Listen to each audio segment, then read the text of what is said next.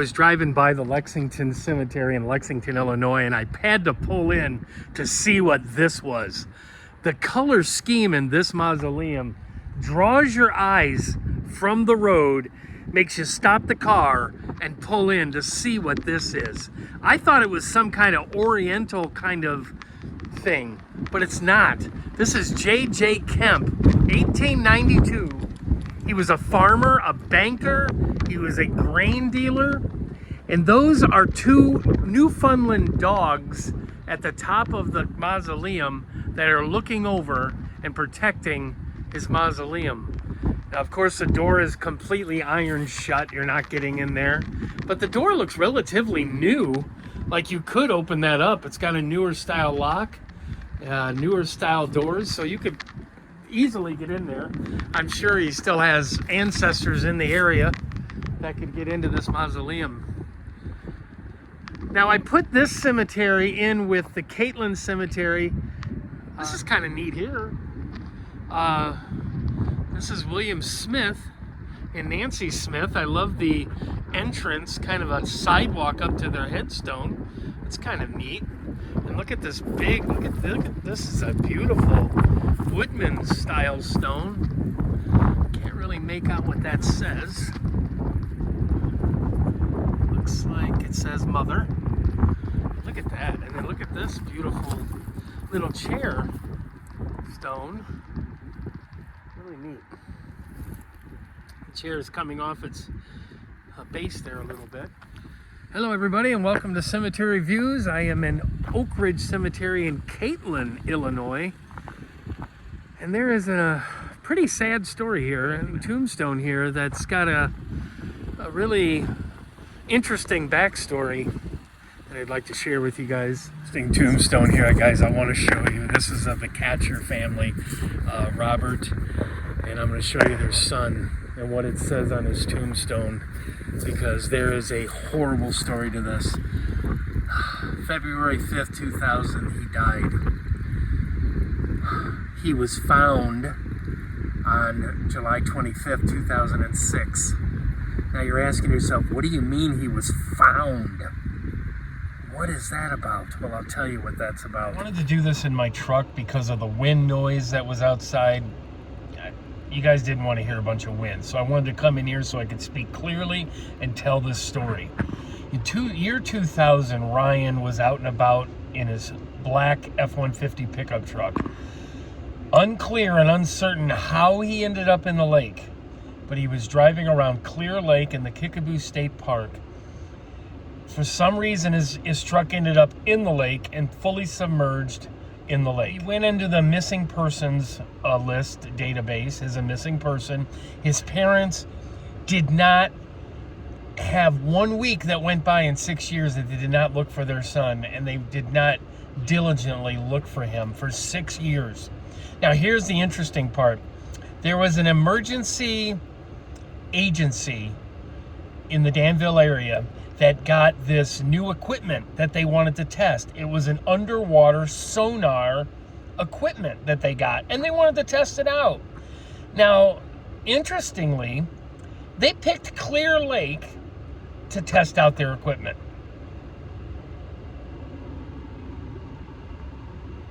I think God may have had something to do with that, but I'm just saying. Anyway, so they practiced with their sonar equipment on this new lake. It was state of the art. It gave a panoramic view of the lake. And as they were testing the equipment, guess what? They saw a pickup truck in the ditch, or in the lake. So of course they sent divers down to check out the truck. They got the license plate. Now that truck has been sitting in really cold water for 6 years. So the body was able to be preserved a little bit, but they got the license plate, and sure enough, now they couldn't see in the windows because you think about it, 6 years of algae and 6 years of film was on the window, so they couldn't really look inside the truck at the time. So they pulled the truck out of the water. When they found out the license plate they got was registered to Ryan, so oh boy, we just found Ryan's truck. We're one step closer to finding Ryan. So they pulled the truck out of the water, and sure enough, unfortunately, Ryan was in the truck. So that closed the case. They found Ryan. Unfortunately, had to let their parents know. And of course, they gave him a proper burial and that tombstone. And they put on the tombstone that he was found in 2006. So they just assumed he died immediately. And the autopsy declared that he died of drowning.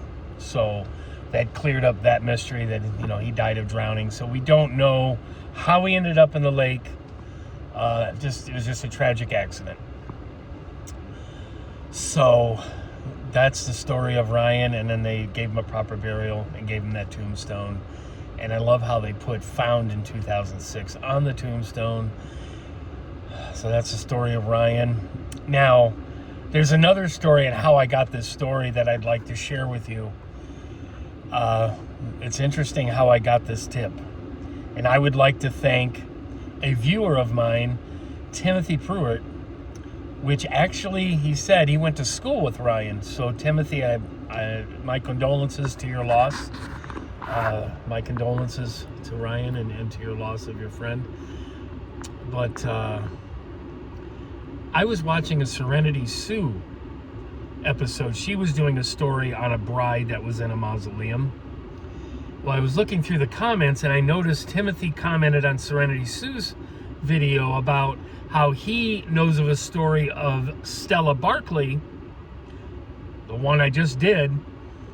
And I responded to Tim and said, hey, I have a cemetery channel here in the Illinois area. Can I do a story on that? Do you mind? He's like, absolutely. So he kind of gave me some background on Stella's story. And then he gave me the tip of Ryan. So again, I'd like to thank Timothy for that tip and for this lead on this video, as I would have never have known about Stella, and I would have never known about this story. Because Ryan's gravestone isn't really that unique.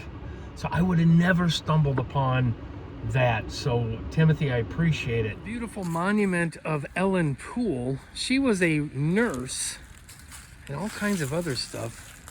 That might be an image of her. That might be a statue of her. She was a visiting nurse. There's a couple of children with her. And Ellen Stewart Poole died in May 2001. Suffer little children, come unto me. That's actually a Bible reference. She was born in 1907. Wow, she was quite old. And then George here died in 1999. Bold, brave, a knight am I. And then you got George III. He was a printer. The dogs bark, but the caravan passes. Very nice. But a beautiful statue. It might be of her, actually. Right near some woods here. Now, there's two cemeteries here. You have Lake Forest Cemetery behind me, which we've been in most of the time. And it's separated by this huge gorge here. Look at this, actually goes into Lake Michigan. But I'm telling you, I don't know if it does it justice, but you're a good 100 feet drop here into this little creek that actually connects to Lake Michigan. And I don't know if it's going to do it justice on camera, but if you fall, and it's a pretty steep cliff. If you fall, if you're visiting that grave over there and you fall, you're going to be hurt. You might even die. I don't know. It depends on your fall. We'll see you. And thank you for watching Cemetery Views, a quick little video here at Catlin Cemetery in Catlin, Illinois. So this was a short, quick video on Catlin Cemetery in Catlin, a Ryan story. We will see you guys at the next amazing tombstone. Have a great day.